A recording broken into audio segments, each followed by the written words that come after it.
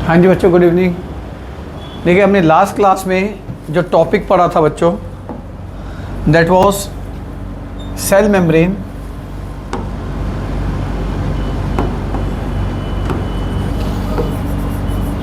Cell membrane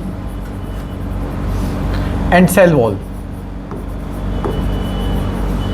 यहाँ तक हमने पढ़ लिया था। अब हम जो बात करेंगे वो सेल के अंदर की करेंगे। अंदर मतलब इंटीरियर की करेंगे। देखो, सेल के अगर आप अंदर देखें तो सेल के अंदर आपको, जैसे प्लाज्मा मेम्ब्रेन थी, सेल के अंदर आपको एक तो बड़ा न्यूक्लियस दिखाई देता है। सबसे पहला पार्ट उसका न्यूक्लियस होता है। न्यूक्लियस के अलावा उसके अंदर एक लिक्विड मटेरियल होता है जिसको हम कहते हैं साइटोप्लाज्म। साइटोप्लाज्म ये इसका न्यूक्लियस होता है। तो मेन पार्ट क्या है उसके अंदर? एक तो न्यूक्लियस, न्यूक्लियस के अलावा साइटोप्लाज्म। ये लिक्विड है जिसके अंदर बाकी सब तैर रहे होते हैं। और इसी साइटोप्लाज्म के अंदर डिफरेंट सेल ऑर्गेनेलीज होते हैं। जो भी होगा इसी के अंदर होगा। जैसे एंडोप्लाज्मिक रेटिकुलम है, गोल्जी बॉडीज हैं, समझ आ रही बात? जैसे लाइजोसोम है, जैसे वैक्यूल है, सारा कुछ साइटोप्लाज्म के अंदर तैर रहा होगा। तो यानी कि सबसे पहला पार्ट क्या हो गया उसकी, जो मैंने लास्ट क्लास में पढ़ाया था, प्लाज्मा मेम्ब्रेन। और अगर प्लांट सेल है तो उसमें एक एडिशनल मेम्ब्रेन होती है, उसको क्या कहते हैं? Cell wall. अब सेल के अंदर क्या है? सेल के अंदर जो है, एक तो आपको न्यूक्लियस दिखेगा, साइटोप्लाज्म, और उसके अंदर सेल ऑर्गेनेलीज दिखते हैं। सेल ऑर्गेनेलीज दिखते हैं। सेल ऑर्गेनेलीज के अंदर माइटोकॉन्ड्रिया आता है, लाइसोसोम्स आते हैं, गोल्जी बॉडीज आती हैं, वैक्यूल्स आते हैं, जो सारा आपने इस टॉपिक में अभी पढ़ना है। तो आपके बात कर रहा है कि इस टॉपिक में सेल के अंदर क्या है। तो सेल के अंदर क्या है? सेल के बेसिकली क्या कंपोनेंट्स हो गई? एक तो उसकी मेम्ब्रेन हो गई। वो मेम्ब्रेन क्या होती है? Selectively permeable. सिलेक्टिवली परमेबल मतलब मैंने बताया था कि किसी चीज़ को अंदर आने देगी और किसी चीज़ को अंदर आने नहीं देगी। जो सेल वॉल होती है वो परमेबल होती है, मतलब कोई भी अंदर आ जा सकता है। पर सेल वॉल को पार करने के बाद कौन सी मेम्ब्रेन आ जाती है? Plasma membrane. वो रोकती है कि तूने अंदर जाना है, तूने अंदर नहीं जाना है। ठीक है। अब उसके अलावा उसके अंदर क्या है? Semi fluid. सेमी फ्लूइड या जेल लाइक सब्सटेंस, जिसको हम नाम क्या दे रहे हैं बच्चों? साइटोप्लाज्म। साइटोप्लाज्म, साइटो मतलब सेल, प्लाज्म मतलब लिक्विड। तो सेल के अंदर के लिक्विड को हमने नाम क्या दे दिया? साइटोप्लाज्म। और एक प्रोमिनेंट क्या होता है? न्यूक्लियस। और इसी साइटोप्लाज्म के अंदर बाकी के सेल ऑर्गेनेलीज होंगे। सेल ऑर्गेनेलीज के अंदर क्या क्या आ जाएगा? माइटोकॉन्ड्रिया आ जाएगा, ठीक है, ribosome, endoplasmic reticulum, Golgi bodies, vacuoles, plastid, ये सारे इसके अंदर आ जाएंगे। वो सारे किसके अंदर तैर रहे होंगे? सारे के सारे साइटोप्लाज्म के अंदर तैर होंगे। पर एक टर्म और होती है, एक टर्म होती है जिसको हम प्रोटोप्लाज्म कहते हैं। हालांकि इसने इस किताब में नहीं लिखी प्रोटोप्लाज्म क्या होता है। सेल के अंदर देखो क्या है? सेल के अंदर एक तो न्यूक्लियस है और एक साइटोप्लाज्म है। तो protoplasm is cytoplasm plus nucleus. मतलब न्यूक्लियस और प्रोटोप्लाज्म को जोड़ दो तो वो क्या बन जाएगा? प्रोटोप्लाज्म। यानी कि सेल के अंदर जो भी कुछ है वो क्या है? प्रोटोप्लाज्म। अब प्रोटोप्लाज्म के अंदर क्या है? एक न्यूक्लियस और एक साइटोप्लाज्म। यानी कि प्रोटोप्लाज्म के अंदर न्यूक्लियस प्लस साइटोप्लाज्म। समझ में आ गया? और न्यूक्लियस को हटा दो तो जो लिक्विड बचा वो क्या आ गया? वो आ गया साइटोप्लाज्म। ये बस। अच्छा, जैसे अब मैथमेटिकली देखते हैं, प्रोटोप्लाज्म माइनस न्यूक्लियस, तो उसको आप क्या कहेंगे? साइटोप्लाज्म। या साइटोप्लाज्म प्लस न्यूक्लियस, उसको मिला के आप क्या कहेंगे? प्रोटोप्लाज्म। इसकी शब्द की बात नहीं करी एनसीईआरटी ने, पुरानी एनसीईआरटी में थी, अब नहीं है। हाँ, न्यूक्लियस के अलावा उसके अंदर क्या होंगे? Cell organelles. वो सेल ऑर्गेनेलीज क्या होंगे? बाकी के सारे काम कर रहे होंगे। तो शुरू करें बच्चे, सेल के अंदर का हिस्सा बोलो, शुरू करते हैं, आ जाओ। देखिए, अभी यहां पर वो आपको क्या करा रहा है? अभी उसने, एनसीईआरटी वाले ने आपको 3 अलग अलग सेल का कंपैरिजन दिखाया है। जरा ध्यान से इस कंपैरिजन को देखना। ये वाला सेल जो है, मैं इसको थोड़ा बड़ा कर देता हूं।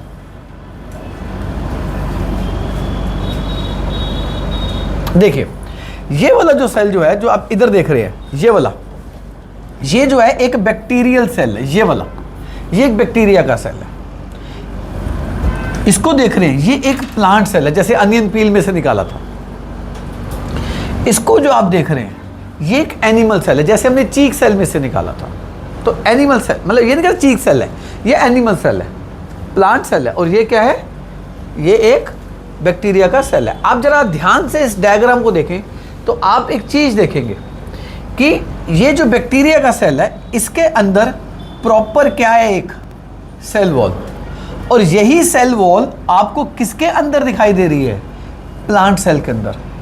पर अगर आप एनिमल सेल के अंदर आते हैं आपको इस पूरे सेल के अंदर कहीं पर सेल वॉल नहीं दिखती, यानी कि इसके अंदर सेल वॉल एब्सेंट है।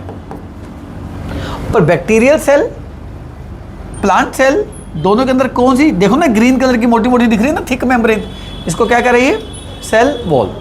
एनिमल के अंदर नहीं है। अब जरा ध्यान से देखिए, इसके अंदर अगर आप देखें, इसके अंदर आपको प्रॉपर न्यूक्लियस दिखाई दे रहा है, ये रहा न्यूक्लियस, ये न्यूक्लियस दिख रहा है, और ये न्यूक्लियस इसके अंदर भी है, ये देखो ये रहा न्यूक्लियस, यानी कि न्यूक्लियस प्लांट सेल के अंदर भी है, न्यूक्लियस एनिमल सेल के अंदर भी है। पर आप इसको देखो जरा ध्यान से, इसके अंदर कहीं आपको न्यूक्लियस शब्द लिख रहा है, नहीं दिख रहा। हाँ, इसके अंदर न्यूक्लियोइड है, पर न्यूक्लियस नहीं है। There is a difference between nucleoid and nucleus. क्या डिफरेंस है मैं अभी आपको बताऊंगा, वेट कर लो, बट डिफरेंस अभी बता दूंगा। यानी कि which does not have any nucleus, bacterial cell does not have any nucleus. इधर न्यूक्लियस भी है, प्लांट सेल में भी है, एनिमल सेल में भी है। ये डिफरेंस देखा बच्चों आपको, अभी बताऊंगा। न्यूक्लियोइड का मतलब क्या, अभी बताऊंगा, वेट कर लो। अच्छा ध्यान से देखो, प्लांट सेल के अंदर आपको क्या दिख रहा है, क्लोरोप्लास्ट दिख रहा है, क्लोरोप्लास्ट। इन्होंने फूड बनाना है, पर क्या एनिमल को फूड बनाना होता है, नहीं। तो इसके अंदर कहीं आपको दिख रहा है क्लोरोप्लास्ट, चेक करते रहो, नहीं दिखेगा, नहीं है क्लोरोप्लास्ट ही नहीं। चलो और डिफरेंस देखते हैं। इस हिस्से को देखिए, इस हिस्से को वैक्यूल कह रहा है, वैक्यूल इसके अंदर भी है, पर छोटा है बड़ा है, छोटा है। क्यों छोटा है, क्यों यहां बड़ा है, इसकी बात भी हम करेंगे। वैक्यूल प्लांट में बड़ा क्यों है, एनिमल में छोटा क्यों है, बात करेंगे। पर वैक्यूल दोनों में, लॉजिक समझ में आया। एक चीज और दिखाता हूं जो बड़ी गौर करने की है। आप देखो माइटोकॉन्ड्रिया, इसमें देखो प्रॉपर मेम्ब्रेन के अंदर एक चीज है, उसको माइटोकॉन्ड्रिया कह रहे हैं। प्रॉपर मेम्ब्रेन के अंदर एक चीज है जिसको आप माइटोकॉन्ड्रिया कह रहे हैं। जैसे प्रॉपर मेम्ब्रेन के अंदर कुछ है जिसको हम एंडोप्लाज्मिक रेटिकुलम कह रहे हैं, प्रॉपर मेम्ब्रेन के अंदर कुछ है जिसको हम एंडोप्लाज्मिक रेटिकुलम कह रहे हैं। यानी कि इसके अंदर और इसके अंदर जो भी कुछ है वो प्रॉपर मेम्ब्रेन के अंदर बाउंड है। मतलब माइटोकॉन्ड्रिया तो उसकी प्रॉपर एक बाउंड्री है, राइबोसोम से एंडोप्लाज्मिक रेटिकुलम है तो उसकी प्रॉपर एक बाउंड्री है, गोल्जी बॉडीज हैं तो उसकी प्रॉपर एक बाउंड्री है। मतलब इसके अंदर जो भी सेल का कंपोनेंट है, सेल ऑर्गेनली, उसकी प्रॉपर वेल डिफाइंड बाउंड्री है। पर आप इसके अंदर देखो, साइटोप्लाज्म, राइबोसोम सब अंदर तैर रहे हैं, मतलब किसी की कोई वेल डिफाइंड बाउंड्री नहीं है। यानी कि इसके जो सेल ऑर्गेनलीज हैं, प्लांट के और एनिमल के, they are bounded in well defined boundary. और इसके जो सेल ऑर्गेनलीज हैं वो सारे के सारे साइटोप्लाज्म में तैर रहे हैं, इधर उधर घूम रहे हैं, किसी की प्रॉपर क्या नहीं है, बाउंड्री नहीं है। जैसे आप देखो, जैसे आपके शहरों के स्कूल होते हैं, उनकी प्रॉपर बाउंड्री होती है, वेल डिफाइंड बाउंड्री होती है, हर क्लास की वेल डिफाइंड बाउंड्री होती है। पर आप छोटे शहर, छोटे दूर दराज गाँव में चले जाओ, कोई प्रॉपर बाउंड्री नहीं होती स्कूल की। क्लासेस भी बेचारे ओपन में पढ़ रहे होते हैं बेचारे, कई ऐसे स्कूल भी होते हैं, कई ऐसे बेचारे कुछ लोग पर्सनल अपने खर्चे पे स्कूल चला रहे होते हैं, वेल डिफाइंड बाउंड्री नहीं होती, ओपन में बच्चे बैठे हुए, क्लास की कोई बाउंड्री नहीं होती। पर ऐसी बाउंड्री किसके अंदर नहीं है, इस बैक्टीरियल सेल के अंदर। और प्रॉपर सेल ऑर्गेनलीज की बाउंड्री किसके अंदर है, प्लांट सेल के अंदर भी है और एनिमल सेल के अंदर भी है। इसका न्यूक्लियस देखना, इसके अंदर न्यूक्लियोइड है, इसके अंदर कोई न्यूक्लियस है, वेल डिफाइंड न्यूक्लियस है, नहीं। इसके अंदर वेल डिफाइंड न्यूक्लियस है, वेल डिफाइंड न्यूक्लियस है। इसी बेसिस पर हमने सेल के दो बंटवारे कर दिए। अगर मैं आपको कहूँ सबसे सिंपल, मतलब बिल्कुल बेसिक लेवल का सेल कौन सा है, तो इनको बेसिक लेवल का सेल कहोगे, इनको बेसिक लेवल का सेल कहोगे। आप कहोगे सर ये बेसिक लेवल का सेल है, इसके अंदर कुछ भी ढंग का नहीं है, ना इसके अंदर वेल डिफाइंड न्यूक्लियस है, ना इसके अंदर न्यूक्लियस की कोई बाउंड्री है, ना इसके अंदर किसी सेल ऑर्गेनली की बाउंड्री है। और ये प्रॉपर अगर ढंग का सेल कहोगे, ट्रू सेल जिसको कहते हैं, कौन किसको कहोगे, इसको कहोगे, इसको कहोगे, इसको, क्योंकि इसके अंदर प्रॉपर वेल डिफाइंड न्यूक्लियस है, इसके अंदर वेल डिफाइंड बाउंड्रीज हैं। किन की वेल डिफाइंड बाउंड्रीज हैं? सारे के सारे सेल ऑर्गेनेलिस एक मेम्ब्रेन के अंदर है। इसीलिए अगर ये कोई सेल है तो इसको मैं कहूंगा ट्रू सेल, और इसको जो सेल कहूंगा इसको मैं कहूंगा सिंपल सेल। सिंपल को प्रो बोलते हैं, सिंपल को क्या बोलते हैं? प्रो। और ट्रू को यू बोलते हैं, यू मतलब ट्रू। समझ में आ गया जी? और न्यूक्लियस को कैरियोन बोलते हैं। क्या बोलते हैं न्यूक्लियस को? तो ये वाले सेल कौन से हैं? Prokaryotic cell. इनको क्या नाम दे देंगे हम? Prokaryotic cell. और इनको हम क्या कह देंगे? Eukaryotic cell. तो यानी कि सेल दो तरह के हो गए, prokaryotic, eukaryotic. Prokaryotic में क्या देखा आपने? दे लैक, लैक मतलब नहीं है, दे लैक। जैसे कॉमर्स के बच्चे होते हैं, दे लैक साइंस नॉलेज। जो साइंस के बच्चे होते हैं, they lack commerce knowledge. Accountancy के बारे में नहीं पता होता ना आप लोगों को, साइंस के बच्चों को। और कॉमर्स के बच्चों से साइंस की बात कर लो 11th 12th को, उनको नहीं पता होती ना। लैक मतलब नहीं है। तो prokaryotic lack what? They lack well defined nucleus, they have well defined nucleus. इनके अंदर क्या नहीं है? Membrane bound nucleus, sorry membrane bound cell organelles नहीं है। इनके अंदर क्या है? Well defined membrane bound cell organelles है। सब सेल ऑर्गेनेलिस एक मेम्ब्रेन के अंदर बने हुए हैं। समझ में आ गया? इसके अंदर सारे के सारे फंक्शन किसके अंदर हो रहे होंगे? सारे के सारे फंक्शन साइटोप्लाज्म के अंदर हो रहे होंगे। इसके अंदर हर काम अलग चीज के अंदर हो रहा होगा। मतलब एनर्जी बननी है, माइटोकॉन्ड्रिया बना रहा है। प्रोटीन बनाना है, एंडोप्लाज्मिक रेटिकुलम बना रहा है। प्रोटीन को पैक करके कहीं भेजना है, गोल्जी बॉडीज बना रही है। वेस्ट प्रोडक्ट को डाइजेस्ट कराना है, लाइसोसोम करा रहा है। यानी कि इनके अंदर सारे काम बटे हुए हैं। ये करना है तुम करोगे, ये करना है तुम करोगे, ये करना है तुम करोगे। वेस्ट प्रोडक्ट संभालना है तुम संभालोगे, एनर्जी बनानी है तुम बनाओगे। जैसे आपके घर में भी सारे काम बट जाते हैं। जैसे लोगों के काम बटे होते हैं। जैसे जो अर्निंग मेंबर है, मम्मी है, पापा जो भी ऑफिस जाते हैं, तुम्हारा काम क्या है? ऑफिस जाके मनी अर्न करनी है, पैसे कमाने हैं। उस पैसे से घर चलेगा। जो घर में दूसरे लोग हैं, तुमने घर के दूसरे काम करने हैं। जैसे कोई घर में ओल्ड एज होते हैं, वो कहते हैं चलो हम घर को देख लेंगे, या बच्चों को स्कूल से ले आएंगे, बच्चों को स्कूल छोड़ आएंगे। हर किसी के काम बढ़ जाते नहीं बढ़ जाते? जैसे आपके भी काम होंगे कुछ ना कुछ। ले बेटा थोड़ा सा काम ये करा, बाहर का छोटा मोटा काम ये करा, तो थोड़ा पढ़ाई करता रहे, चलते रहा, और कोई काम नहीं है। तो घर में भी काम बढ़ जाते हैं। इसको कहते हैं डिवीजन ऑफ लेबर। ऐसे इसके अंदर क्या है? सारे काम बटे हुए हैं। और वो सारे काम कौन कर रहे हैं? सेल ऑर्गेनेलिस कर रहे हैं। पर इसके अंदर सारे के सारे सेल के काम कहाँ हो रहे हैं? साइटोप्लाज्म के अंदर सारे काम हो रहे हैं। तो ये अंतर है। ये सिंपल सेल है और ये ट्रू सेल है। इसको क्या कहते हैं? Eukaryotic cell. इनको क्या कहते हैं? Prokaryotic cell. समझ में आ गया? अगर आपको एक डायग्राम बनाया जाए और पूछा जाए इनमें डिफरेंसेस बताओ, तो बता सकते हो इनमें डिफरेंसेस? बोलो बच्चे, अब आगे देखते हैं। देखिए और डिफरेंस की बात करते हैं।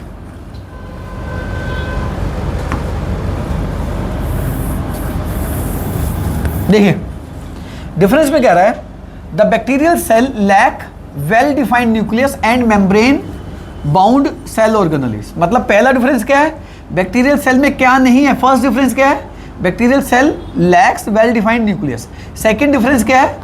दे लैक नहीं है, क्या नहीं है? Membrane bound cell organelles. मतलब कोई भी सेल ऑर्गेनेलिस के आसपास मेम्ब्रेन नहीं है, वो सारे के सारे साइटोप्लाज्म में ऐसे ऐसे तैर रहे हैं, इधर उधर घूम रहे हैं। Such cells are called as prokaryotic cell. तो अगर आपको कहे प्रोकैरियोटिक सेल की कैरेक्टरिस्टिक्स लिखो, तो पहली कैरेक्टरिस्टिक क्या लिखोगे? They lack well defined nucleus. Second, they lack membrane bound cell organelles. समझ में आ गया जी? क्लियर है? आज आगे चलते हैं।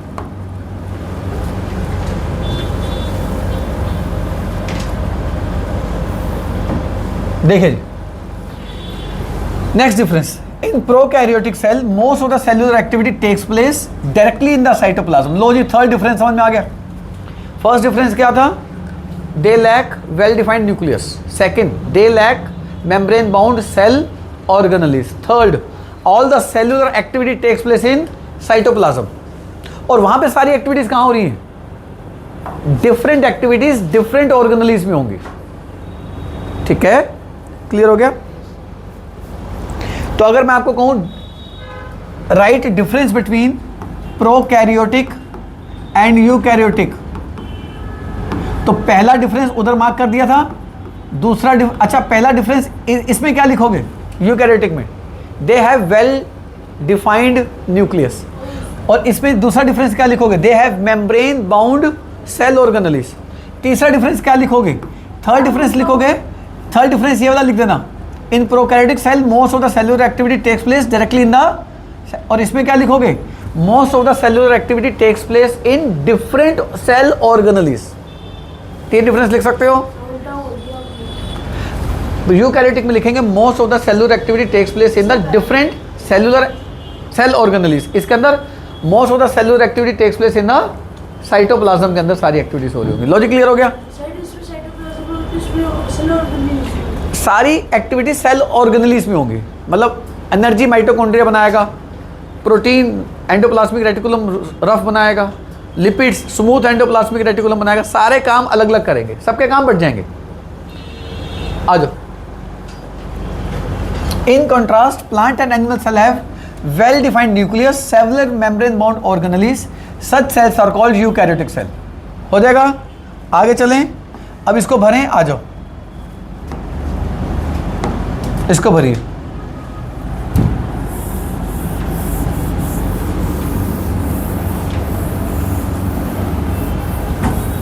देखिए जी, हाँ जी, cell membrane. Cell membrane bacterial cell में प्रेजेंट थी, एब्सेंट थी? प्रेजेंट थी।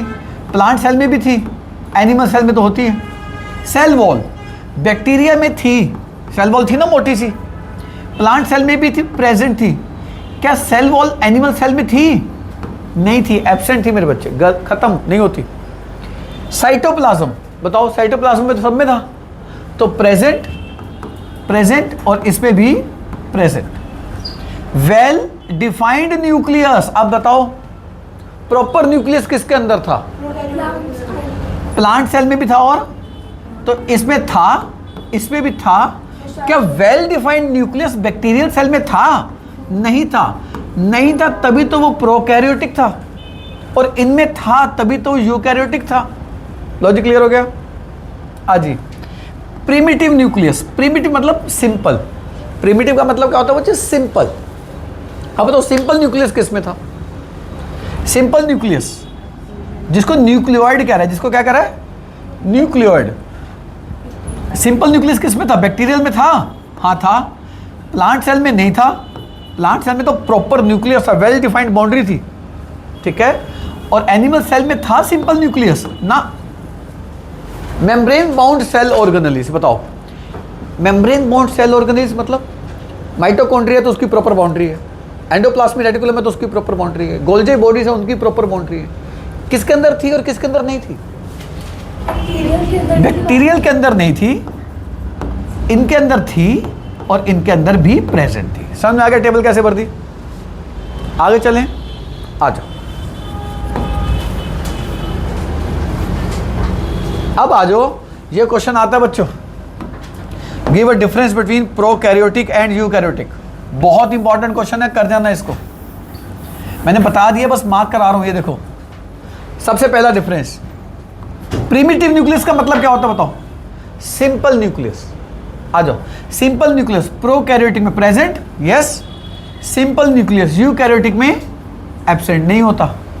हाँ, साइज ये आपको याद करना है बच्चों, ये आपको रटना है। Prokaryotic 1 to 10 micrometre, eukaryotic 10 to 100 micrometre. जैसे मैं आपसे बात कर रहा था, अब आपके शहरों के जो स्कूल हैं वो बहुत बड़े बड़े स्कूल होते हैं भैया। स्विमिंग पूल की अलग जगह, बास्केटबॉल कोर्ट की अलग जगह, प्ले ग्राउंड अलग जगह, प्रॉपर बाउंड्री है, हॉल अलग जगह, असेंबली हॉल अलग जगह, डिफरेंट क्लासेस अलग जगह, सब मेम्ब्रेन बाउंड, प्रिंसिपल का रूम अलग जगह, वाइस प्रिंसिपल का रूम अलग जगह, उनका proper office, well defined boundary होती है नहीं होती है? सारे काम एक ही जगह हो रहे होते हैं, अलग अलग जगह हो रहे होते हैं, अलग अलग जगह हो रहे होते हैं। पीटीआई रूम अलग जगह।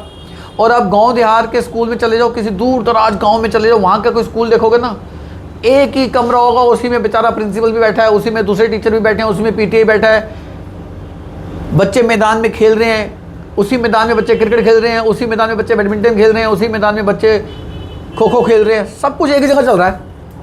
तो बताओ सिंपल स्कूल कौन सा है? वो गांव देहात का। और वेल डिफाइंड स्कूल कौन सा है? शहरों का। तो हम कह सकते हैं वो ट्रू स्कूल है वो, ठीक है जी। वो सिंपल स्कूल है जहाँ पे वेल डिफाइंड कुछ भी नहीं है, ना बाउंड्रीज हैं, ना वेल डिफाइंड न्यूक्लियस, ऐसा कुछ भी नहीं है। तो आ जाओ, तो आप बताओ छोटा स्कूल कौन सा होगा, शहरों का या गाँव का? शहरों के स्कूल बड़े होंगे ना जब हर चीज़ अलग अलग है। तो यहाँ से याद कर सकते हो, डायमीटर ऑफ सेल 1 से 10 माइक्रोमीटर, और इनका 10 से यानी कि लगभग 10 गुना होते हैं, लगभग 10 गुना। कौन से सेल? Eukaryotic, prokaryotic. यूकैरियोटिक लगभग 10 गुना होते हैं। याद कर लोगे, लॉजिक याद कर लोगे। जो सिंपल है छोटा होगा, जो प्रॉपर है वो थोड़ा बड़ा होगा। हाँ, number of cells, yes. Prokaryotic ज़्यादातर यूनिसेल्युलर होते हैं, जिनमें एक ही सेल होता है ना, वो ज़्यादातर हो क्या सकते हैं? प्रोकैरियोटिक। यूकैरियोटिक यूनिसेल्युलर हो सकता है, पर ज़्यादातर क्या होते हैं? Multi cellular. मल्टी सेल्युलर मतलब कई सेल वाले। अब तो हम मल्टी सेल्युलर होते हैं, हमारे अंदर सेल कैसे होंगे? यूकैरियोटिक होंगे, प्रोकैरियोटिक होंगे, यूकैरियोटिक होंगे, ठीक है। Last, next, membrane bound organelles. ये तो आसान है, आपको बता ही दिया। बताओ मेम्ब्रेन बाउंड ऑर्गेनेली में क्या लिखेंगे? मेम्ब्रेन बाउंड ऑर्गेनेली प्रोकैरियोटिक में नहीं होते, यूकैरियोटिक में होते हैं, ये तो बता ही दिया आपको। लास्ट, मेम्ब्रेन बाउंड न्यूक्लियस, मतलब न्यूक्लियस की प्रॉपर बाउंड्री। बताओ प्रोकैरियोटिक में होगी प्रॉपर बाउंड्री? नहीं होगी, एब्सेंट। यूकैरियोटिक में प्रेजेंट। और एक डिफरेंस और लिखना हो तो क्या लिख सकते हो? एक डिफरेंस लिखना हो ये भी लिख सकते हो, most of the cellular activities takes place in cytoplasm. और इसमें लिखेंगे most of the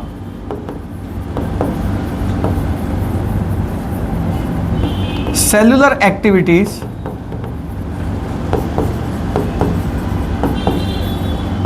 takes place in different cell organelles. समझ में आ गया मेरे बच्चों? चलें आगे, चलो। अगर आप वीडियो से नोट कर रहे होते हो घर जाके, तो वीडियो को पॉज करके नोट कर लिया करो, ठीक है। आगे चलते हैं।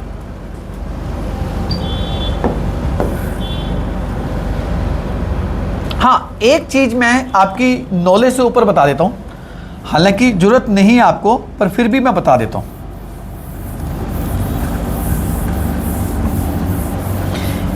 जैसे मान लो ये आपका सेल है, ये न्यूक्लियस है, ये सेल ऑर्गेनेलीज आएंगे, अभी मैं बताऊंगा। ये सारे सेल ऑर्गेनेलीज में बताऊंगा, ये सारे सेल ऑर्गेनेलीज में बताऊंगा। इसके अंदर साइटोप्लाज्म होता है।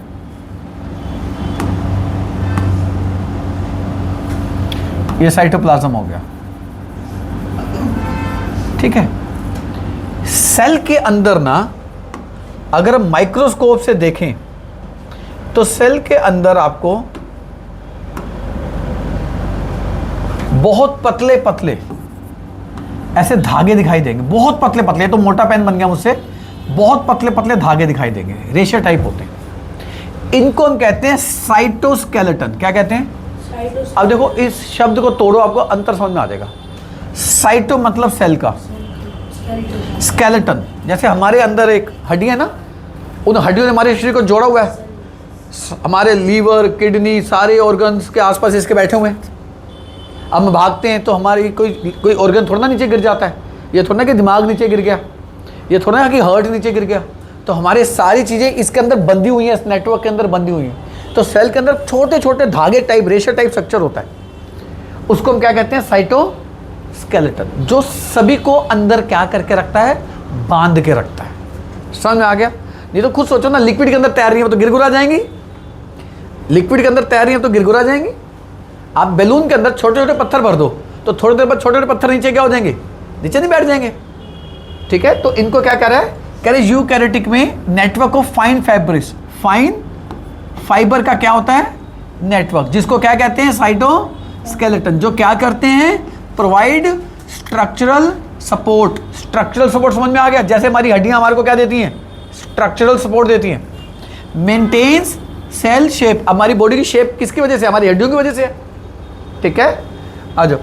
And enable cell movement and internal transport. लो जी, फंक्शन कर लोगे, कोई पूछेगा नहीं आपसे, पर आपको थोड़ी बहुत नॉलेज होनी चाहिए, कर लोगे मेरे बच्चों।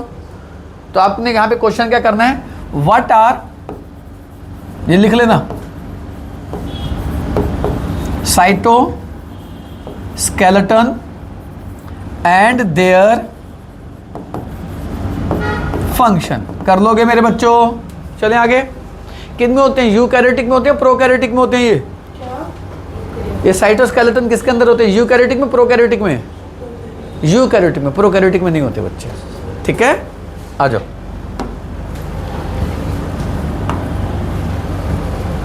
आइए भाई, यहां से शुरू होता है कि हमें जो सेल ऑर्गेनेलीज हैं वो क्यों चाहिए। कह रहा है why do eukaryotic cell need cell organelle, मतलब क्या कह रहा है बच्चों, ये कह रहा है कि जो यूकैरियोटिक सेल होते हैं उनको ये ऑर्गेनेलीज क्यों चाहिए, क्या जरूरत है इनको। एक बात बताओ, अगर घर के अंदर या कोई बड़ा फंक्शन हो रहा है, अगर हम उस बड़े फंक्शन में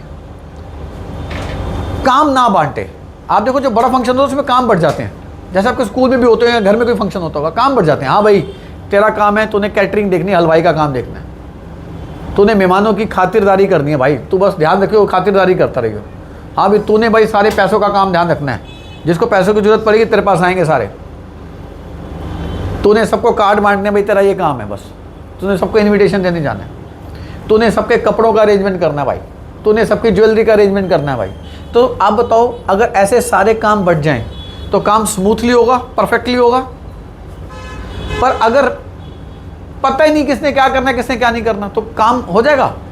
तो आप बताओ, अगर एक जगह फंक्शन चल रहा है तो उस टाइम एक ही काम पर कोई ना कोई पैसे का काम कर रहा है, कोई ना कोई हलवाई का काम कर रहा है, कोई ना कोई मेहमानों को देख रहा है, कोई ना कोई ज्वेलरी को ध्यान रख रहा है, कोई ना कोई पैसों की सेफ्टी करके बैठा हुआ है, कोई ना कोई कपड़ों का ध्यान रख रहा है। एक ही टाइम पे सारे काम हो रहे नहीं हो रहे। और एक ही टाइम पे सारे काम कैसे हो सकते हैं, जब सबके काम बट जाएं। जब सबके काम बट जाएं तो एक ही टाइम पर सारे काम बढ़िया हो जाएंगे। इसको कहते हैं सारे काम इफेक्टिवली हो जाएंगे और एफिशिएंटली हो जाएंगे, इफेक्टिवली एंड एफिशिएंटली हो जाएंगे। सेल को भी कई काम करने होते हैं। सेल कहता है मुझे भैया प्रोटीन भी बनाना है, सेल कहता है मुझे फैट भी बनाना है, मुझे लिपिड भी बनाना है, मुझे इंफॉर्मेशन भी स्टोर करनी है, मुझे सेल को डिवाइड करने का भी काम करना है, जो आगे चल के पढ़ेंगे माइटोसिस मियोसिस में भी हेल्प करनी है। सेल कहता है मुझे एनर्जी भी बनानी है, मुझे एनर्जी स्टोर भी करनी है। जैसे आपके घर में कोई पैसा भी कमाता है, वो पैसा कमा के पैसा खर्चता भी है, पैसा खर्चने के बाद पैसे जोड़ता भी है, ठीक है। क्या उन्होंने वो जिम्मेवारी आपको दी है? नहीं दी ना। आपको क्या कहा, बस पढ़ो, खेलो, कूदो, यही कहा हुआ, नहीं कहा हुआ। ये तो नहीं उन्होंने कहा ये काम आप भी करोगे, नहीं कहा ना बच्चे। तो ऐसे सेल के अंदर कोई कहता है कि मैं एनर्जी बनाऊंगा, मैं एनर्जी मतलब सेल का पैसा एनर्जी है, मैं एनर्जी स्टोर भी करूंगा, मैं खाना बनाऊंगा, मैं खाना स्टोर करूंगा, मैं वेस्ट प्रोडक्ट को स्टोर करूंगा, मैं वेस्ट प्रोडक्ट को खा जाऊंगा, मैं वेस्ट प्रोडक्ट को उठा के बाहर फेंकूंगा। तो सारे काम बट गए। अब वो काम बटे हुए तभी होंगे ना जब वो सारे अलग अलग चीज़ें हों।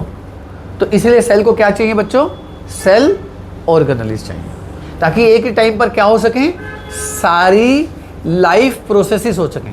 क्या हो सके, इसको क्या कहते हैं, सारे कामों को हमने क्या नाम दे दिया, लाइफ प्रोसेसेस हो सके, जो जीवन चलाती हैं वो हो सके, ठीक है। आओ देखते हैं, कह रहे यूकैरियोटिक, क्वेश्चन समझ में आ गया। ये सवाल है कि सेल ऑर्गेनेलिज क्यों चाहिए। आंसर देखिए, eukaryotic cell carries out various life process. कह रहा है जो सेल है वो क्या कर रहा होता है, कई सारी लाइफ प्रोसेस, मतलब कई सारे काम कर रहा है वो, एनर्जी बनाना, प्रोटीन बनाना, फैट बनाना, स्टोर करना, डाइजेस्ट, सारे काम कर रहा है सेल।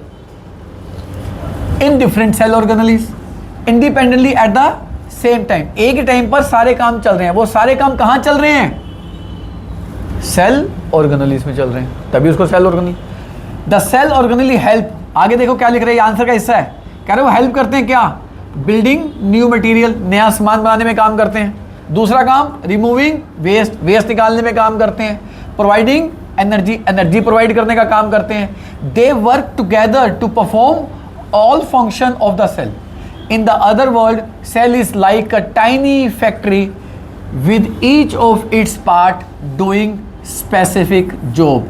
क्वेश्चन कर लोगे क्या कह रहा है सेल एक तरह से छोटी फैक्ट्री है जिसमें हर कोई अपना छोटा छोटा काम कर रहा है। और वो काम क्या है, उन कामों को मिला के लाइफ प्रोसेसेस के काम कहते हैं। और वो काम क्या है, खाना बनाना, एनर्जी बनाना, स्टोर करना, वेस्ट प्रोडक्ट को फेंकना। तो एक तरह से सेल किसका काम कर रहा है, छोटी सी फैक्ट्री का काम कर रहा है, नहीं कर रहा बच्चों। तो अगर आपसे पूछा जाए why cell need cell organelles, लिख लोगे आंसर ये वाला, इंपॉर्टेंट क्वेश्चन है ये, बोलो। और शुरू करते हैं। सबसे पहला न्यूक्लियस, जैसे आपके स्कूल में होता है ना, प्रिंसिपल रूम होता है ना एक स्कूल में।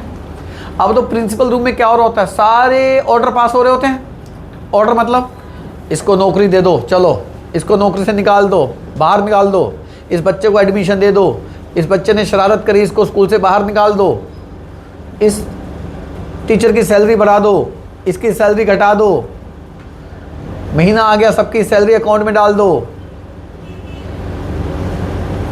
छुट्टी कर दो, छुट्टी रद्द कर दो, ऑनलाइन क्लासेस शुरू कर दो, ऑनलाइन क्लासेस। सारे ऑर्डर कहाँ से पास हो रहे हैं,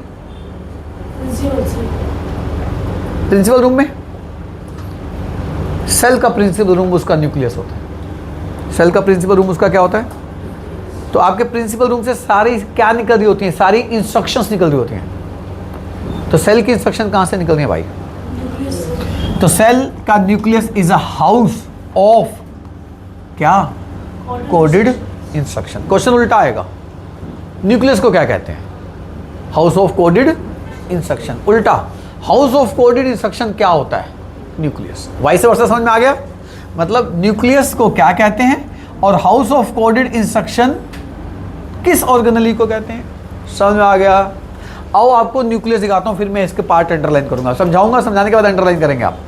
देखिए न्यूक्लियस के अंदर अगर आप ध्यान, जैसे आप खरबूजे को काटते हैं, कभी आपने खरबूजे या तरबूज को काटा होगा, वाटरमेलन, मस्क मेलन को काटा होगा, आज जब काटते हैं तो उसके अंदर एक मोटी मेम्ब्रेन होती है ऊपर, एक होती है ऊपर की मेम्ब्रेन मोटी, एक होती है अंदर की मेम्ब्रेन। और इतना मोटा होता है तरबूज, इतना मोटा होता है, खरबूजा थोड़ा कम मोटा होता है। तो अब तो तरबूज के अंदर मेम्ब्रेन, दो मेम्ब्रेन होती हैं, एक आउटर होती है और एक उसके अंदर रेड पार्ट होता है, या मस्क मेलन है तो उसका येलो पार्ट होता है।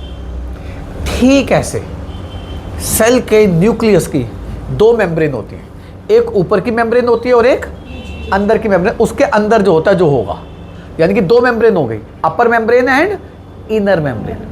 और उस मेम्ब्रेन के अंदर छोटे छोटे छेद होते हैं। जैसे ये एक मेम्ब्रेन है, ये दूसरी मेम्ब्रेन है। इन मेम्ब्रेन के अंदर क्या होते हैं बच्चे, छोटे छोटे पोर्स होते हैं, ऐसे ये पोर्स होते हैं। इसके अंदर पोर्स इसलिए होते हैं ताकि कुछ साइटोप्लाज्म से अंदर आ सके और कुछ न्यूक्लियस से बाहर जा सके। तो पोर्स तो चाहिए ना, नहीं तो न्यूक्लियस के अंदर जो है वो न्यूक्लियस के अंदर रह जाएगा, न्यूक्लियस के बाहर जो है वो न्यूक्लियस के बाहर रह जाएगा। तो एक बात बताओ, आपके स्कूल में प्रिंसिपल के दरवाजे को कोई बंद कर दे, ताला लगा दे, प्रिंसिपल अंदर, कोई ऑर्डर बाहर आ पाएगा और बाहर का ऑर्डर के अंदर जा पाएगा, स्कूल ठप हो जाएगा, स्कूल ठप हो जाएगा। सर फोन से हो सकता है, फोन से। क्या बेकार बात कर रहा है, जो समझा रहा हूँ उस पर ध्यान लगा, समझ आ गई बात जी। तो ठीक ऐसे अगर न्यूक्लियस के अंदर पोर्स ना हो तो क्या न्यूक्लियस के अंदर कुछ जा पाएगा, न्यूक्लियस से बाहर कुछ जा पाएगा, फोन चला जाएगा अंदर इसके, बेली बात मार रहा है। समझ में आ गया जी। तो वाई पोर्स आर रिक्वायर्ड, ताकि सम सब्सटेंस में एंटर और एग्जिट फ्रॉम द न्यूक्लियस। तो पोर्स होने चाहिए। मेम्ब्रेन डबल है। आप एक बात बताओ, कोई बहुत जरूरी चीज़ हो, आप बहुत जरूरी चीज़ हो तो आप कई बार होता है ना, बहुत इंपॉर्टेंट चीज़ लेके जा रहे हो तो कहते हो दो थैले में डाल ले भाई, एक फट गया तो दूसरा, तो इसकी डबल मेम्ब्रेन है, मोटी मेम्ब्रेन है, क्योंकि सबसे इंपॉर्टेंट चीज़ है पूरे सेल की। हाँ, न्यूक्लियस के अंदर अगर आप ध्यान से देखेंगे, एक ये काले रंग का हिस्सा दिख रहा है आपको, डेंस, इसको न्यूक्लियोलस कहते हैं। क्या कहते हैं इसको? अब सबसे पहले देखो, डबल मेम्ब्रेन दिख रही है, ये अंदर की मेम्ब्रेन और ये बाहर की मेम्ब्रेन। इसने न्यूक्लियस को ऐसे काटा हुआ है, जैसे तरबूज या खरबूजे को काट देते हो ना, इसने इसको काटा हुआ है। काटने के बाद आपको अंदर का हिस्सा दिख रहा है, समझ में आ गया? अंदर का हिस्सा दिख रहा है। जब काटोगे तो आपको अंदर की लेयर दिखेगी और बाहर की लेयर दिखेगी, दो लेयर दिखेगी, जिसको क्या नाम दे दिया? Double layer. अंदर आपने क्या देखा? अंदर आपने डेंस पार्ट देखा। उस डेंस पार्ट को क्या नाम दे रहा है? ये न्यूक्लियोलस। न्यूक्लियोलस क्या कर रहा होता है? न्यूक्लियोलस राइबोसोमल यूनिट्स प्रिपेयर कर रहा होता है। अभी बता रहा हूं मेरे बच्चे ये क्या होती है, यानी कि छोटे छोटे टुकड़े बना रहा होता है। उन टुकड़ों से मिलकर राइबोसोम बनता है। तो इसलिए उन टुकड़ों को, उन यूनिट्स को क्या कह रहे हैं? Ribosomal unit. जैसे एक बात बताओ, आप जो साइकिल खरीदने जाते हो दुकान वाले के पास, वो साइकिल फैक्ट्री से बनकर थोड़ा ना आती है। फैक्ट्री वाले क्या करते हैं? फैक्ट्री वाले कहते हैं भैया ये रहे साइकिल के पार्ट्स, ये रही रोड, ये रहे टायर, ये रही ब्रेक, ये रहे उसके ब्रेक शू, तुम्हारे को भेज देते हैं, अपने स्टोर में इसको असेंबल कर लेना। तो वो साइकिल नहीं बेचते, साइकिल के पार्ट्स बेचते हैं। उन पार्ट्स को जोड़ती है दुकान, फिर आपको बेच देती है। मेरी बात समझ में आई? लॉजिक समझ में आया? ठीक ऐसे राइबोसोम के टुकड़े बनते हैं किसके अंदर? न्यूक्लियस के अंदर। न्यूक्लियस के किस जगह में बनते हैं? न्यूक्लियोलस में बनते हैं। उन टुकड़ों को नाम क्या देते हैं? Ribosomal units. और यही राइबोसोमल यूनिट्स इन पोर से बाहर निकल जाती है, इन पोर से बाहर निकल जाती है। बाहर जाके क्या बनाती है? राइबोसोम्स। क्या बनाती है? फिर वो राइबोसोम की जगह पे प्रोटीन बनना शुरू होता है। बच्चा कहता है कि सर एक बात बताओ, न्यूक्लियस के अंदर ही राइबोसोम बन जाते हैं। एक बात बताओ, न्यूक्लियस के अंदर राइबोसोम बन जाते हैं तो राइबोसोम बड़े होते हैं, क्या इन पोर से बाहर निकल पाते? तो बाहर से क्या निकलेंगे? बड़े बड़े राइबोसोम या राइबोसोम्स के टुकड़े? राइबोसोम के टुकड़े। तो न्यूक्लियस के न्यूक्लियोलस में राइबोसोम बनते हैं, राइबोसोम के टुकड़े बनते हैं, उनको राइबोसोमल यूनिट्स कहते हैं। फिर वो यूनिट्स उसके पोर से बाहर निकल जाते हैं और बाहर निकलने के बाद जुड़ के क्या बनाते हैं? राइबोसोम्स। राइबोसोम्स क्या होते हैं मैं आगे चल के बता दूंगा। तो लो जी, न्यूक्लियोलस का फंक्शन क्लियर हो गया। मेरे बच्चों बताओ, आगे चलें। हाँ, एक चीज मैं और बताता हूं। इधर देखो, इधर देखिए, जैसे ये सेल है, ठीक है, इस सेल के अंदर ये न्यूक्लियस है, ठीक है। न्यूक्लियस की मेम्ब्रेन डबल है, लो जी डबल मेम्ब्रेन बना दी। और न्यूक्लियस के अंदर एक डेंस पार्ट था जिसको मैंने आपको दिखाया, उसको नाम क्या दिया इसने? न्यूक्लियोलस। न्यूक्लियोलस क्या बना रहा था? राइबोसोमल। और राइबोसोमल यूनिट बनने के बाद बाहर आके राइबोसोम्स बना देंगे। यानी कि न्यूक्लियस का सबसे पहला फंक्शन क्या लगा आपको? The function of nucleus, first synthesis of ribosomal units which helps to form ribosomes outside the nucleus, outside the nucleus। आप बताओ मेरे बच्चों, सबसे पहला काम समझ में आ गया न्यूक्लियस का क्या है? बोलो। मतलब बनी है राइबोसोमल यूनिट और वो बाहर निकल के क्या बना दिया उन्होंने? राइबोसोम। फर्स्ट पार्ट क्लियर हो गया।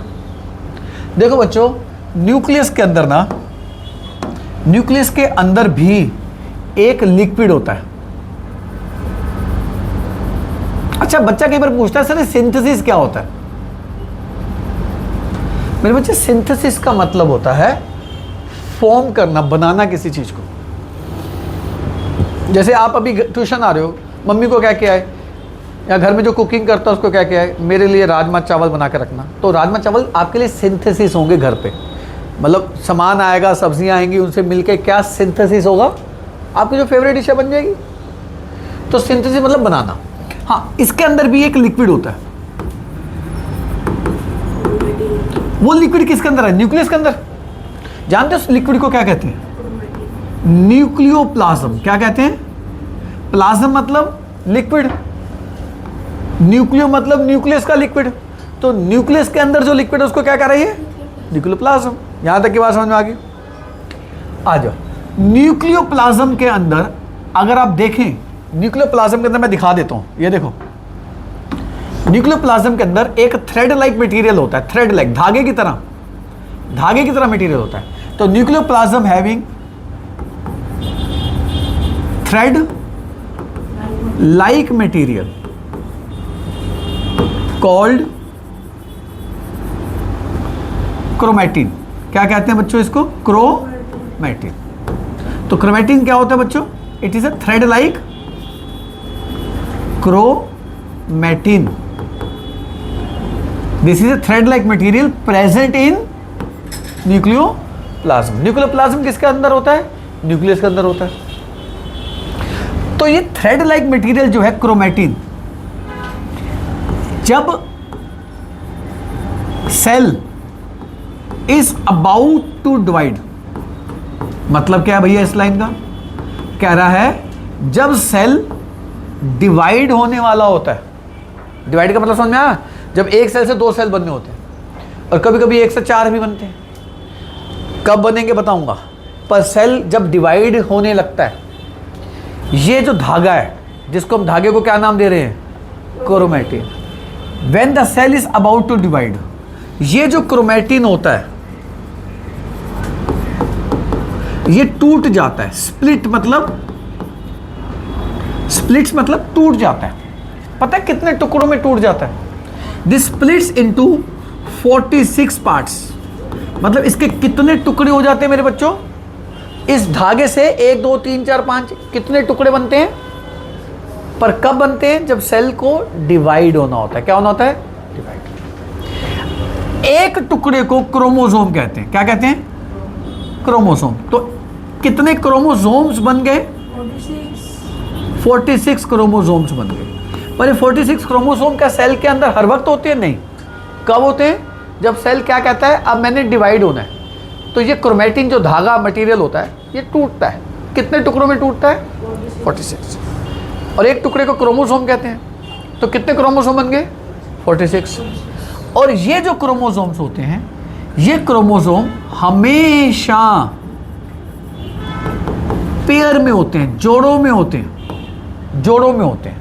जैसे मान लो 1 2 3 4 5 6 7 8 9 10 11 12, टोटल कितने हैं ये? तो 2 क्रोमोसोम मिलते हैं। ठीक है जी। तो वो एक पेयर बनाते हैं। जैसे मान लो ये एक क्रोमोसोम, ये दूसरा क्रोमोसोम, तो ये एक पेयर की फॉर्म में होती है। 1 2, समझ में आ गया? अब बताओ टोटल कितने पेयर बनेंगे? 46 है तो टोटल 23 पेयर बनेंगे, यानी कि ऑलवेज इन पेयर। तो how many total pair? 23 pair हो गए। किसके 23 पेयर हो गए? क्रोमोसोम्स के। अरे मेरी बात समझ में आ गई? ये जो 46 थे, 2 मिलते हैं एक पेयर, दूसरा मिला दूसरा पेयर, 2 मिले नेक्स्ट पेयर, 2 मिले नेक्स्ट पेयर। तो 46 थे, तो 2 को जोड़ना शुरू करूंगा तो कितने जोड़े बनेंगे मेरे पास? टोटल 23 जोड़े बनेंगे। समझ में आ गया मेरे बच्चे? इन 23 में से 22 पेयर ऐसे होते हैं जो नॉर्मल फंक्शनिंग कर रहे होते हैं। इन पेयर को ऑटोसोमल कहते हैं। क्या कहते हैं? Autosomal pair. मतलब इनका काम है नॉर्मल कैरेक्टर को कंट्रोल करना।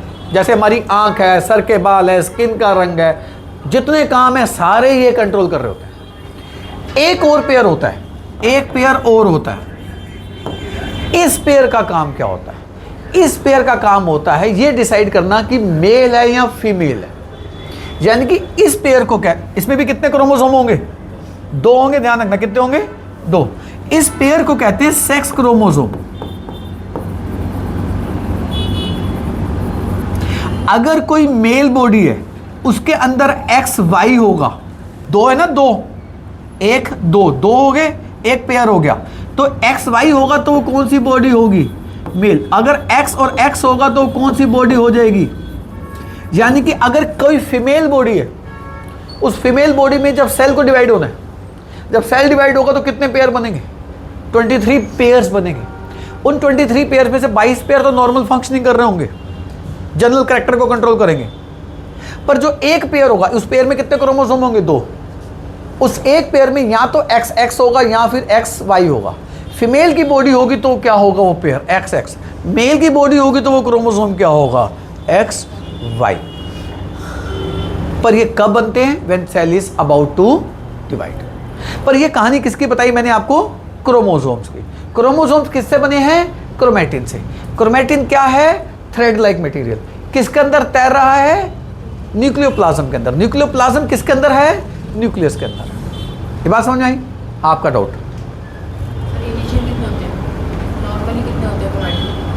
क्रोमैटिन तो धागा है पूरा, एक टूट के 46 बनाता है। अब हम क्या करते हैं? अब हम एक क्रोमोसोम को अगर जूम करें, अब ध्यान से समझना बच्चों,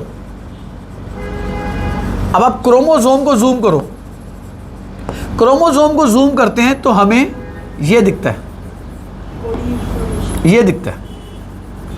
इसके अंदर दो चीजें दिखती हैं जूम करने के बाद। एक दिखता है डीएनए, डीऑक्सीराइबोन्यूक्लिक एसिड, और एक दिखता है प्रोटीन। तो अगर आपसे कोई पूछे क्रोमोसोम के अंदर क्या होता है तो क्या बोलोगे? Chromosomes have DNA and protein. इस डीएनए के अंदर क्या स्टोर होता है? इसके अंदर स्टोर होता है जेनेटिक इंफॉर्मेशन। कौन सी इंफॉर्मेशन बच्चों? जेनेटिक इंफॉर्मेशन समझते हो? जो आपके पेरेंट्स से मिली है आपको, जो आपके पेरेंट्स को आपके ग्रैंड पेरेंट्स से मिली है, उन इंफॉर्मेशन को क्या कहते हैं? Genetic information. यानी कि मेरे अंदर जो इंफॉर्मेशन होगी, मेरे पेरेंट्स की जो इंफॉर्मेशन होगी, वो कहाँ स्टोर होगी? वो सेल के अंदर, जो क्रोमोसोम के अंदर डीएनए है ना, डीएनए के अंदर वो इंफॉर्मेशन स्टोर होती है। और अगर आप डीएनए को जूम करोगे तो डीएनए ऐसा दिखता है, ऐसा। ये जो सेगमेंट होती है, इसको हम क्या नाम देते हैं? जीन्स। यानी कि जीन्स किसका हिस्सा है? डीएनए का। डीएनए के अंदर क्या स्टोर है? Genetic information. डीएनए और प्रोटीन से मिलके क्या बनते हैं? क्रोमोसोम। क्रोमोसोम टोटल कितने होते हैं? 23 पेयर। 23 पेयर है तो टोटल कितने हो गए? 46। 46 क्रोमोसोम सेल डिवीजन से पहले किस फॉर्म में प्रेजेंट होते हैं? क्रोमैटिन। क्रोमैटिन किसके अंदर होता है? Thread like material floating in nucleoplasm. Nucleoplasm किसके अंदर है? न्यूक्लियस के अंदर। तो दोबारा से इसको फॉरवर्ड दोबारा से करते हैं। न्यूक्लियस के अंदर न्यूक्लियोप्लाज्म, न्यूक्लियोप्लाज्म के अंदर thread like material. Thread like material को बोला है क्रोमैटिन। सेल डिवीजन के दौरान क्रोमैटिन टूटा, टूटने के बाद उसने 46 क्रोमोसोम बनाए। वो क्रोमोसोम पेयर में आ गए। टोटल पेयर बने 23। 23 पेयर में से 22 पेयर ऑटोसोमल पेयर होते हैं, जो जनरल कैरेक्टर्स कंट्रोल करते हैं, और एक पेयर सेक्स क्रोमोसोम होता है, जो मेल फीमेल के कैरेक्टर्स को डिसाइड करता है। अगर हम क्रोमोसोम को जूम करें तो हमें डीएनए और प्रोटीन दिखते हैं। डीएनए के अंदर क्या स्टोर होती है? जेनेटिक इंफॉर्मेशन स्टोर होती है। डीएनए को जूम करें तो डीएनए के टुकड़े दिखते हैं, फंक्शनल सेगमेंट दिखती है। तो functional segment of DNA is known as genes. जैसे आपको कई बार कहते होंगे, कोई बच्चा कहता है, अरे ये तो पूरा मम्मी जैसा लगता है, ये तो पूरा पापा जैसा लगता है, ये तो दादा जैसा दिखता है, ये तो दादी जैसे बात करता है। ऐसे बात करते हैं ना? क्या चीज़ है जो वहाँ से वहाँ ट्रैवल कर रही है? जीन्स हैं। जीन्स हैं, यानी कि मेरे जीन्स मेरे मम्मी पे जाएंगे, पापा पे जाएंगे, या मेरे ग्रैंड पेरेंट्स पे जाएंगे। अब मुझे एक ऐसी डिजीज़ है जो मेरे ग्रैंड पेरेंट को थी, अब मान लो ग्रैंड पेरेंट से मेरे पापा में आई, मेरे पापा से मुझ में आई, तो वो डिजीज़ किस चीज़ के अंदर ट्रैवल करके आ रही है? जीन्स के अंदर ट्रैवल करके आ रही है। जीन्स के अंदर ट्रैवल करके आ रही है। जीन्स के अंदर कोडिंग होती है, वही कोड जीन्स के अंदर आ रहा है। वही मेरे, हो सकता है मेरे ग्रैंड पेरेंट्स से पहले उनके पेरेंट्स में भी वो डिजीज़ हो। मेरी लेफ्ट आई में वो डिजीज़ है, मैं उसका नाम, केराटोकोनस नाम है उसका। तो जीन्स किसका हिस्सा? डीएनए प्रोटीन मिलके क्या बना रहे हैं? बोलो, क्रोमोसोम। क्रोमोसोम टोटल कितने हैं? 46। उससे पहले क्या होता है? क्रोमैटिन। तो अगर मैं कहूं what are the function of nucleus, तो पहला फंक्शन क्या होगा? जल्दी बोलो। Synthesis of ribosome. Second function क्या हो गया? Second function is nucleus stores genetic information. समझ में आ गया? थर्ड फंक्शन क्या हो गया? Nucleus helps in cell division. तो न्यूक्लियस के 3 फंक्शन समझ में आ गए मेरे बच्चों को? एक बार मार्क करने, ये तो लिख लिया आपने साथ साथ, अभी नहीं लिख पा रहे तो घर जाके वीडियो से नोट कर लेना। इधर आ जाओ, आओ न्यूक्लियस के फंक्शन को मार्क करते हैं। देखो क्या कह रहा है? कह रहा है nucleus has double layer covering. उस डबल लेयर कवरिंग को क्या कहते हैं? न्यूक्लियर मेम्ब्रेन कहते हैं। सब बता चुका, बस बताना है। विच हैज पोर्स, क्या होते हैं? छोटे छोटे pores that allow the transfer of material between the nucleus and the cytoplasm. मतलब न्यूक्लियस और साइटोप्लाज्म के अंदर जो मटेरियल इधर उधर जाएगा, किसके थ्रू जाएगा? पोर्स के थ्रू जाएगा। कह रहे थे nucleolus is dense round body in the nucleus where, जहां पे क्या होता है? Synthesis of ribosomal subunit takes place. These subunit then exit, बाहर निकल जाती हैं। किससे बाहर निकल जाती हैं? न्यूक्लियस से। कहाँ चली जाती हैं? साइटोप्लाज्म में। वहां जाके क्या बनाती हैं? बड़ी चीज। उस बड़ी चीज को क्या कहते हैं? राइबोसोम। समझ में आ गया बच्चे? तो इसीलिए तो मैंने कहा the first function of nucleus is to form ribosomal unit which then exit from the nuclear pore and forms a bigger unit called ribosome। समझ में आ गया? आगे देखते हैं।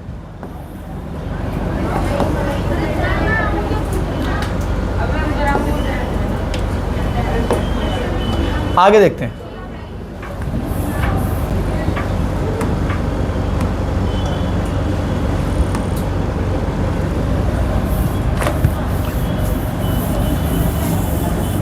देखिए, देखो क्या कह रहा है। The nucleus contain chromosome. Nucleus के अंदर क्या है? Which are visible as rod shape structure only when, कब दिखते हैं? When the cell is about to, मतलब क्रोमोसोम के दर्शन कब होंगे आपको? जब सेल को डिवाइड होना, उससे पहले नहीं। द क्रोमोसोम में क्या होता है? इंफॉर्मेशन किसकी? इनहेरिटेंस की। कौन सी? From parents to next generation in the form of DNA।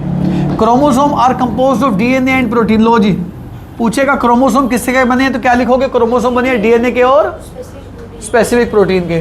DNA molecule contain genetic information, तभी तो मैंने पीछे लिखा था। अगर डीएनए न्यूक्लियस के अंदर है तो न्यूक्लियस ही तो जेनेटिक इंफॉर्मेशन स्टोर करता है। तो न्यूक्लियस का सेकंड फंक्शन पीछे लिख दिया था, store genetic information. The functional segment of DNA called jeans. तो जीन्स की डेफिनेशन लिख दोगे? The definition of gene is the functional segment of DNA called genes। मैंने क्या कहा? सारे फंक्शन उस जीन्स में होते हैं। जीन्स किसका हिस्सा होते हैं? डीएनए का। डीएनए और प्रोटीन मिलकर बनाते हैं क्रोमोसोम। क्रोमोसोम बनते हैं क्रोमैटिन से। In the non dividing cell this DNA is present as a part of chromatin. मतलब कह रहा है जब सेल डिवाइड नहीं कर रहा तो वो डीएनए किसका हिस्सा होता है? क्रोमोसोम का या क्रोमैटिन का? यस, क्रोमैटिन का। The chromatin material is visible as entangled mass thread like structure। कह रहा है धागे जैसा स्ट्रक्चर होता है, एक दूसरे के अंदर उलझा होता है, एक दूसरे के अंदर उलझा होता है। Whenever the cell is about to divide, chromatin material gets organized into किसमें? पर एक लास्ट बात बता के मैं क्लास को खत्म करूंगा। 2 मिनट लूंगा। एक रुक जाओ, 2 मिनट लेके मैं बात खत्म कर रहा हूं, फिर मैं बात करता हूं। एक सवाल है, क्या सभी में न्यूक्लियस होगा? नहीं। हमारी बॉडी में आरबीसी में न्यूक्लियस नहीं होता। हमारी बॉडी में आरबीसी में न्यूक्लियस नहीं होता। तो आपसे पूछा जाए ऐसी चीज बताओ जिसमें न्यूक्लियस नहीं होता, तो क्या बताओगे? अब क्यों नहीं होता मैं बताता हूं, फटाफट ध्यान से समझना। आरबीसी का काम पता क्या होता है? आरबीसी के अंदर हीमोग्लोबिन होता है। आप जानते हैं हीमोग्लोबिन किसको पकड़ता है? ऑक्सीजन को। जब सांस लेते हो वो ऑक्सीजन को पकड़ने वाला कंपोनेंट कौन सा है? हीमोग्लोबिन। हीमोग्लोबिन किसका पार्ट होता है? अब हीमोग्लोबिन एक गाड़ी है, जिस गाड़ी ने किसको बिठाना है अपने अंदर? बोलो, ऑटो को। तो अगर गाड़ी में, अगर मान लो कैब वाले को बुलाओ, टैक्सी ड्राइवर को बुलाओ, उस टैक्सी ड्राइवर का सामान, उसका अपना ही सामान भरा हुआ है डिक्की में, डिक्की में उसका सीएनजी का सिलेंडर रखा हुआ है, तो क्या आपका सामान आएगा? आप कहोगे मैं अपना सामान कहाँ रखूँ, तेरा सामान इतना पड़ा है। तो आरबीसी क्या कहते हैं? कहते हैं भाई हम न्यूक्लियस को हटा देते हैं, न्यूक्लियस के बिना ही जी लेंगे। न्यूक्लियस की जगह कम हो जाएगी तो बताओ फायदा क्या हो जाएगा? हीमोग्लोबिन ज़्यादा ऑक्सीजन पकड़ेगा, कम ऑक्सीजन पकड़ेगा? ज़्यादा ऑक्सीजन पकड़ेगा। जब ज़्यादा ऑक्सीजन पकड़ेगा वह ऑक्सीजन को अलग अलग जगह पे ट्रांसपोर्ट करके आएगा आपकी बॉडी में, एक जगह से दूसरी जगह पे। इससे फायदा हो रहा है, नुकसान हो रहा है? फायदा हो रहा है। और अगर आरबीसी के अंदर न्यूक्लियस होता तो हीमोग्लोबिन को ऑक्सीजन को बिठाने की जगह ज़्यादा मिलती, कम मिलती? कम मिलती। तो ऑक्सीजन ट्रांसपोर्टेशन स्लो हो जाती, हमारी बॉडी को बड़ी दिक्कत होती। तो आरबीसी कहते हैं बिना न्यूक्लियस के ही जी लेंगे। किसके बिना? न्यूक्लियस के बिना ही जी लेंगे। ज़्यादा से ज़्यादा नुकसान क्या होगा आरबीसी को? क्योंकि न्यूक्लियस तो सेल डिवाइड करने में हेल्प करता है, तो आरबीसी के सेल डिवाइड नहीं कर पाएंगे। तो आरबीसी के सेल आपको पता है कितने दिनों बाद मर जाते हैं? 120 दिन बाद उनकी डेथ हो जाती है। सेल की सेल मर जाते हैं। अब सेल मर रहे हैं, सेल से सेल क्यों नहीं बन रहे? बताओ, सेल मर रहे हैं, सेल से सेल क्यों नहीं बन रहे? Why RBC can not divide? Because they do not have nucleus. Why they do not have nucleus? So that there become more space for the haemoglobin to accommodate oxygen. जैसे English में होता है ना, किसी चीज का ए लगा दो तो उसका ऑपोजिट बन जाता है। पॉलिटिकल, ए पॉलिटिकल बोलते हो नहीं बोलते हो? ऐसे न्यूक्लियस के आगे ए लगा दो तो उनको बोलते हैं ए न्यूक्लिएट। क्या बोलते हैं? Anucleate. अब तो ए न्यूक्लिएट का मतलब क्या हो गया? Without nucleus. तो विदाउट न्यूक्लियस जो होते हैं उसका एग्जांपल क्या है? Red blood cell. समझ में आ गया? क्लियर है बच्चों? तो आप इसके लिए काम करेंगे, जब घर जाएंगे आप इस पैराग्राफ को पढ़ेंगे जो आपके सामने लिखा है। इसमें यही लिखा है बच्चों कि कुछ सेल जो होते हैं वो ऐसा फंक्शन करते हैं तो उनको उनके लिए न्यूक्लियस की जरूरत नहीं होती, तो बिना न्यूक्लियस के ही उनका काम चल जाता है, जैसे आरबीसी का काम, ताकि ज़्यादा स्पेस हो सके। किसके लिए? हीमोग्लोबिन। किसके लिए? लार्जर ऑक्सीजन को बिठाने के लिए। Since they lack nucleus, nucleus नहीं होता, दे कैन नॉट रिपेयर, ना ये रिपेयर कर सकते हैं ना ये डिवाइड हो सकते हैं। As a result their life span is short, they survive approximately for how many days? तो पूछेगा आरबीसी रिपेयर क्यों नहीं कर सकते, आरबीसी डिवाइड क्यों नहीं कर सकते? आंसर क्या लिखेंगे? They do not have nucleus.